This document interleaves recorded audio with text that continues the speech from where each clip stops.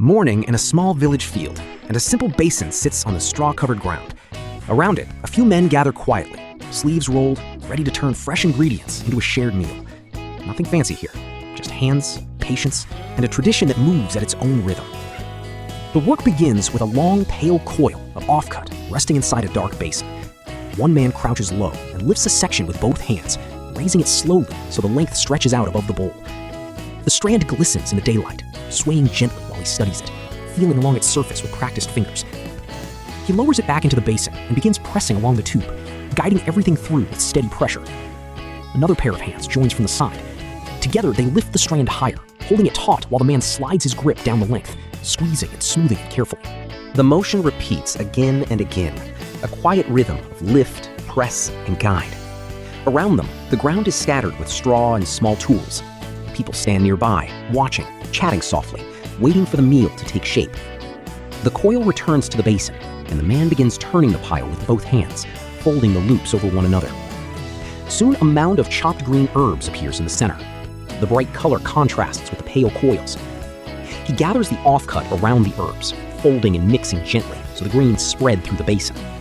Each movement is calm and deliberate, like a cook building flavor layer by layer.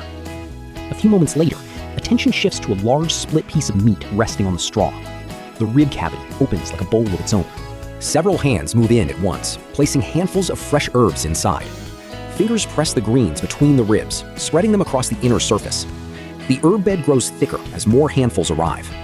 Someone smooths the pile toward the center, while another presses the mixture deeper, making space for what comes next.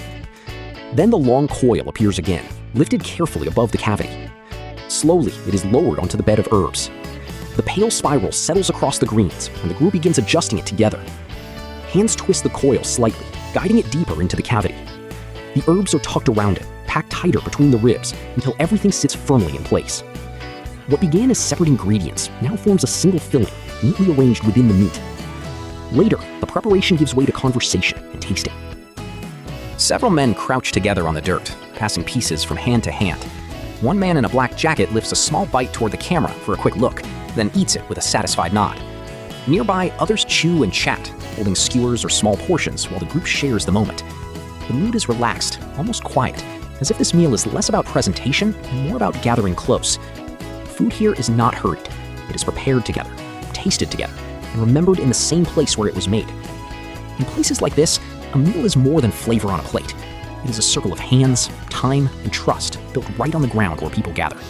And sometimes the simplest setting holds the richest stories.